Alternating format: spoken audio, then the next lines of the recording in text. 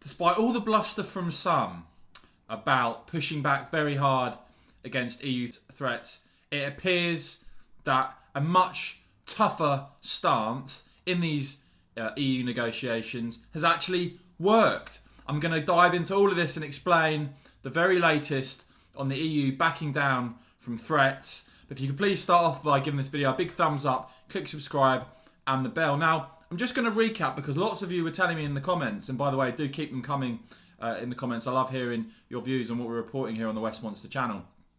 Is that in terms of what was going on and the threats, the EU threats to the UK, it wasn't being properly reported. So let's just recap. Boris Johnson in the Telegraph, our Prime Minister, said, we are being told that the EU will not only impose tariffs on goods moving from Great Britain to Northern Ireland, but that they might actually stop the transport of food products from GB to NI. And Boris went on to say, I have to say, we never seriously believed that the EU would be willing to use a treaty negotiated in good faith to blockade one part of the UK, to cut it off, or that they would actually threaten to destroy the economic and territorial integrity of the UK. He concluded by saying, let's make the EU take their threats off the table and let's get this bill through, back up our negotiators and protect our country. Now, it appears this pushback, and of course we saw in the UK internal market bill the opportunity to override elements of the withdrawal agreement. And we saw David Frost, didn't we? Lord Frost push back against Michel Barnier directly. Because this is what he said at the time. On third country listings, the EU knows perfectly well all the details of our food standard rules because we are operating EU rules. The situation on the 1st of January is perfectly clear. We have discussed this frequently with the EU. Any changes in future would be notified to the WTO and the EU in the usual way with plenty of lead time. The EU lists dozens of countries globally on precisely this basis without any sort of commitment about the future.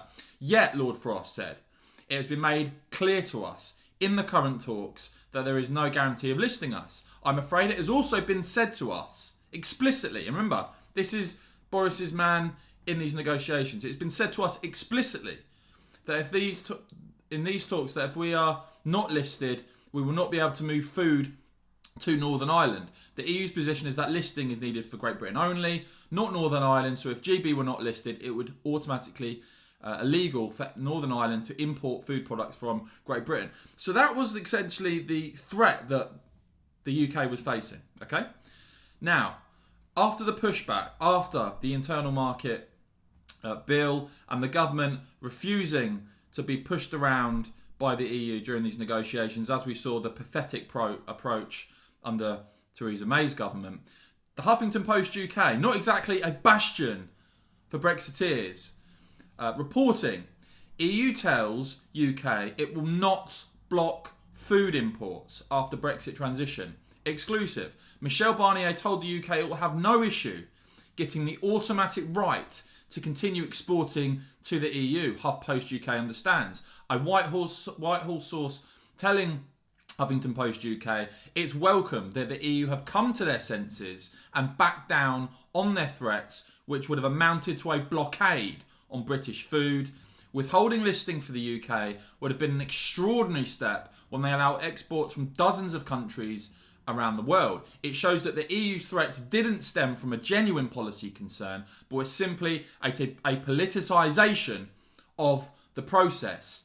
A UK government spokesperson also quoted as saying, the EU has now said to us that normal processes will be followed on third country listings. So there are no obstacles to listing our food and agricultural products, as our food standards will be exactly the same as the EU's. Any changes would be notified to them in the usual way with plenty of lead time, exactly as with dozens of other countries listed by the EU. Quite an about turn, isn't it, from the threats that we heard? And again, threats that we heard were being made from our, the chief negotiator, Lord Frost, and the Prime Minister directly. Both said this in Telegraph and on Twitter, respectively. Politico also reporting on this story, saying UK now satisfied that EU won't block food exports after Brexit. Resolution removes a significant source of bad blood in the Brexit talks. The UK is no longer concerned, Politico report, that the EU could block food exports if trade talks fail, saying Wednesday night it has obtained reassurances from Brussels. Obtained reassurances. See what happens when you actually push back and get tough, rather than bowing down with a backbone of a jelly, like we've seen from so many MPs recently and during the Brexit negotiations. Oh no, we mustn't be tough in these negotiations, we might upset someone.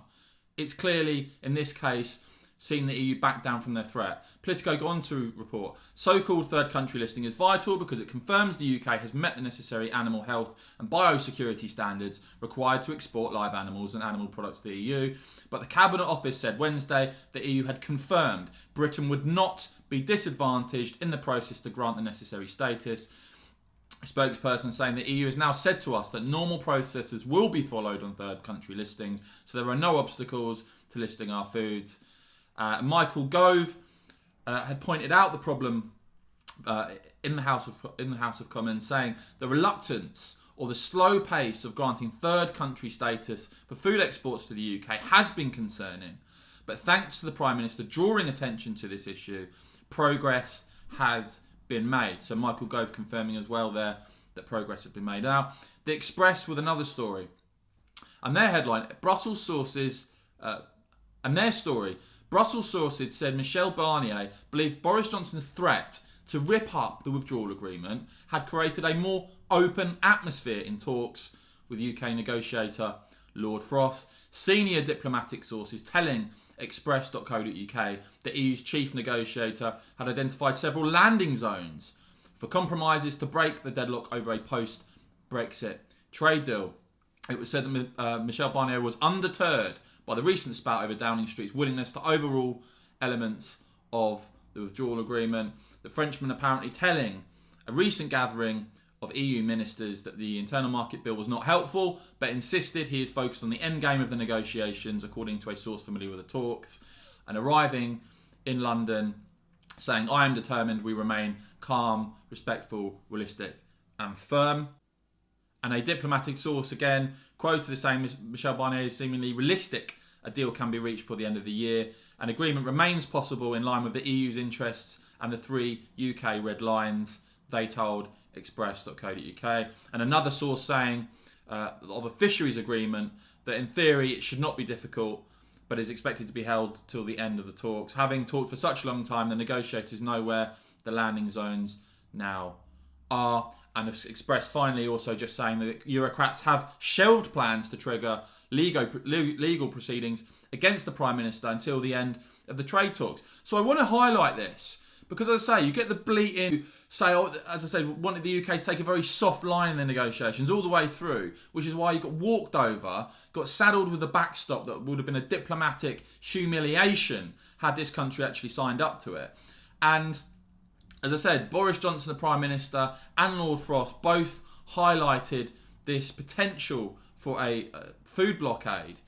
And it shows you that when you push back and you negotiate and you have things like the UK Internal Market Bill, it does get results. Let me know, by the way, if, again, I'm really interested to hear, have you seen any of this reported in the mainstream media? This shows you that to get results in a negotiation, you have to push back, you have to stand up for your country, you have to be strong. That is how you get results, and the EU, on this threat at least, seemingly backing down. If you've enjoyed this report, guys, as ever, I'd really appreciate it. We're still growing on the Westminster channel, really appreciate it. If you give this video a big thumbs up, click subscribe and the bell so you don't miss future videos. And if you want to support my work, please consider supporting me on Patreon, link to follow. But again, thanks very much for watching.